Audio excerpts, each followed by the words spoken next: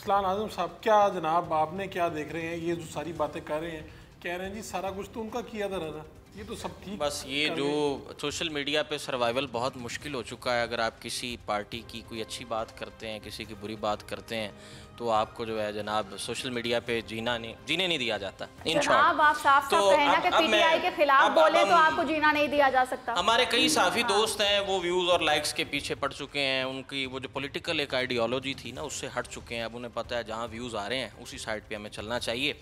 तो कारकर्दगी की बात करें, सबसे पहले तो ये 100 रोज़ा ये चीज़ें देख ली गई हैं। तब्दीली के सुर भी इतने सुरीले हमें नहीं लगे, और शेर भी जो है इतना कोई उसने नहीं अपना आप मनवाया, धाड़ा नहीं है कि जनाब हमने ये कर दिया वो कर दिया। लफ्जी तौर पे है action speaks louder than words, तो अमली तौर पे भी कुछ करके दिखाएं। हाँ, ये 100 दिन पहले कोई वो 16 रुपये रोटी की आवाज़ सुनने को मिली थी, लेकिन मैं ये जो इंस्पायर्ड कॉन्सेप्ट है ना, ये इंस्पायर्ड कॉन्सेप्ट था, ये बैक इन 2018 ये तब भी फेल था, अभी भी मुझे फेल नज़र आया। फेल कैसे नज़र आया? 16 रुपये हुई, लेकिन ये हफ़्ता पहले जनाब उसको जो है वो ख़त्म कर दिया गया, फिर से महंगी हो गई है।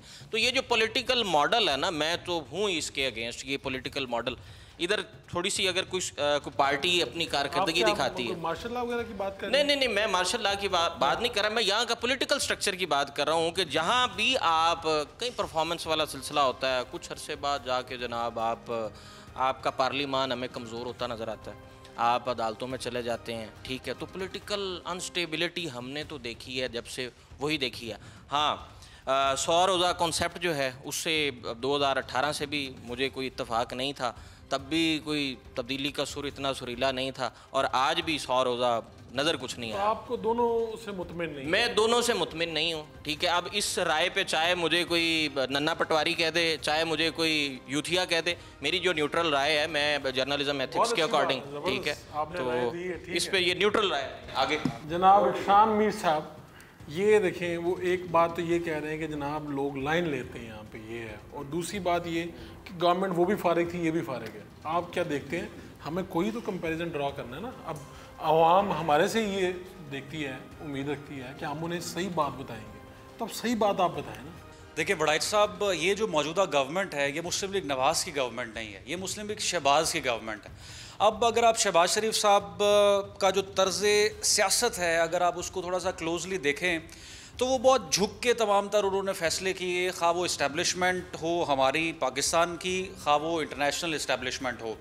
अगर IMF आप पर दबाव डाल रही है और आप आगे से ना रिलेक्टेंट हैं, ना रेजिस्ट कर रहे हैं, और जिसे फर्माबरदारी में आकर आप उनको ज़्यादा खुश करने की कोशिश कर रहे हैं। अब देखें, हुकूमत कहती है हमें IMF ने कहा बिजली महंगी कर दें, ये स्लैब्स हमने नहीं यहाँ पर बनाई वापडा की, ये तो बनाई है IMF ने। हमें उन्होंने कहा जी आटा चीनी पर आप टैक्सेस लगा दें, आप पेट्रोल महंगा कर दें। तो जो भी आपको IMF कहता है या फ़ॉरेन प्रेशर आता है, आप फौरी तौर पर लेट जाते हैं, मान लेते हैं। आपको पाकिस्तान में अगर कोई सलूट मारता है, आप उसके सलूट ख़त्म होने से पहले आप भी मार देते हैं। तो अब नवाज शरीफ को आप देखें, उन्होंने बिल क्लिंटन का जो प्रेशर था न्यूक्लियर यहाँ पर टेस्ट करने के लिए, उसको रिफ्यूज़ भी किया, मुज़ाहमत भी की।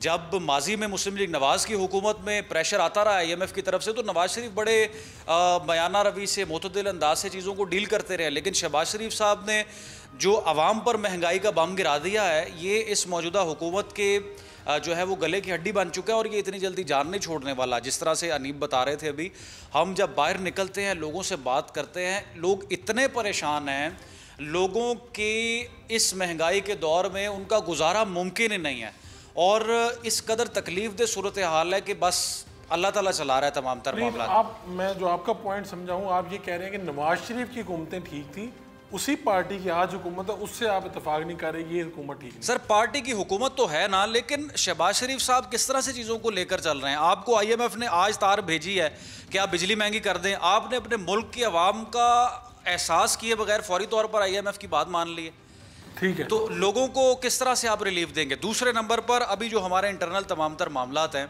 आप देखेंगे वोट को इज़्ज़त दो का नारा हुकूमत ने लगाया, एक बड़ी एंटी इस्टेब्लिशमेंट सियासी जमात आ रही है, जनाब हम वोट की बात करेंगे, डेमोक्रेसी होगी। अगर सुप्रीम कोर्ट से फैसला आपके हक़ में आता है तो आप कहते हैं अदलिया का बोलबाला हो गया, अगर फैसला आपके ख़िलाफ़ आ जाता है तो आप जजेस के ख़िलाफ़ जो है वो स्पीच करने लग जाते हैं। अभी वो 6 जजेस का जो ख़त था, और उन्होंने बताया कि किस तरह से हमारी सर्वेलेंस हो रही है, कमरों में, बाथरूम्स में हमारे कैमरे कैमराज लगे हुए हैं, तो आपने जनाब वहाँ से लेकर लेटर कोई और आपने अपने ही अदलिया के ख़िलाफ़ आपने तहरीक शुरू कर दी। तो ना तो आप कोई डेमोक्रेटिक सियासी जमात इस वक्त नज़र आ रहे हैं, ना कोई अवामी सियासी जमात नज़र आ रहे हैं। 2018 की हुकूमत बेहतर थी या आज की हुकूमत बेहतर है? 2018 की हुकूमत आज के दौर से तो बेहतर थी, आज के दौर से तो बेहतर थी क्योंकि महंगाई कंट्रोल थी। मेरे ख्याल से आप भूल रहे हैं कि जो खवातीन आपको अदालतों के बाहर मिलती हैं वो खवातीन किस पार्टी से बिलोंग करती हैं, ये भी आपको याद होना चाहिए। 2018 से लेकर 21 तक मैं एक आम शहरी हूँ, मेरा जीना मुश्किल कर दिया उस न्याजी ने, क्योंकि वो मुल्क को ख़त्म करना चाहता था, पाकिस्तान का वजूद ख़त्म करना चाहता था। कैसे मुश्किल हुआ? जीना मुश्किल कैसे हुआ? ऑब्वियसली महंगाई हुई और रोना क्या था उसका सिर्फ एक था, कोरोना कोरोना कोरोना। यहाँ पर मुझे बताएं कि आप मुझे कह रहे हैं वोट को इज्जत दो का नारा लगाया और यहाँ पर वो लोग पूरे नहीं उतर सके। आपने जो रियासत मदीना का नारा लगवाया था, कौन सी रियासत है, कौन सी खवातीन आपके दुपट्टे लेकर फिर रही हैं, कौन सी खवातीन आपकी नाच गाना नहीं करती हैं? ये आपकी रियासत मदीना थी। आप लोगों ने क्या रियासत मदीना को पूरा उतारा है? तो आपकी मर्जी है, नारा लगाते हैं, नारे पे तो अमल नहीं कर रहे। रियासत मदीना कहाँ है? कहाँ है रियासत मदीना? आपका जो खान है वो इस्लामी मसला ये है पाकिस्तान में, हमने तो देखे मीडिया ने बात करनी है एक कलेक्टिवली, देखें बड़ा ऐसा बात ही होनी चाहिए, लेकिन आप बात मुकम्मल कर लें। आपके जो खान साहब हैं इस्लाम को साइड पे रख के इद्दत में बिठाकर किसी की खातून निकाल कर निकाह कर लाते हैं, इंटरव्यू देने जाते हैं, एंकर उठा लाते हैं। ये रियासत मदीना के आप लोग को वो सिखा रहे हैं कि पाकिस्तान का इंसान कोई भी उठे और जाकर किसी की भी बीवी को उसके घर से निकाल कर ले आए। ये रियासत मदीना जाती हो जाएगी, वो भी इस तरह की मिसालें देंगी।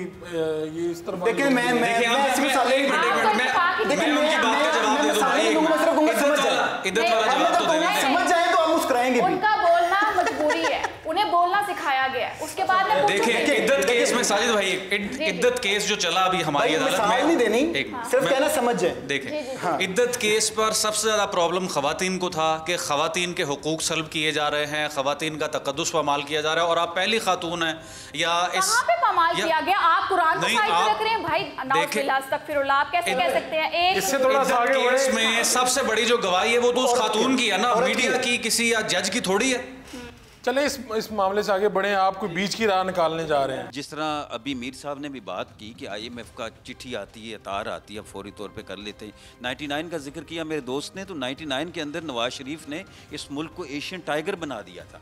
ठीक है जी, वाजपेयी साहब यहाँ पे आए थे और वो पाकिस्तान की हैसियत को, पाकिस्तान के वजूद को मीनार पाकिस्तान के साए में तस्लीम करके गए थे। उसकी तो वो तारीफ कर चुके हैं। हो गया, सारा कुछ हो गया। आज की हुकूमत की बात हो रही है। आज की गवर्नमेंट जो है वो शहबाज शरीफ साहब की जो गवर्नमेंट है, कोलूशन पार्टनर्स हैं। ठीक है, शहबाज शरीफ साहब की गवर्नमेंट नहीं, पीपल्स पार्टी भी उसके अंदर है, बाकी जमातें भी हैं। एक पॉलिटिकल जो हमारा यहाँ पे, मैंने पहले कहा कि पॉलिटिकल आइडियल सिचुएशन नहीं है।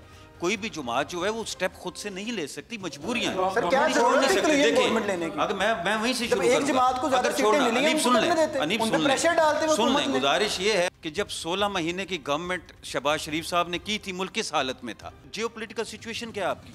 आपकी चारों बाउंड्रीज जो हैं वो क्या मतलब बड़े आइडियल ताल्लुकात हैं आपके, उस तरफ से आपको मेहंदी की प्लेटें आ रही हैं, बम रख रहे हैं। जब आपका मुल्क तरक्की करने लगता है आपके ऊपर अटैक शुरू हो जाते हैं।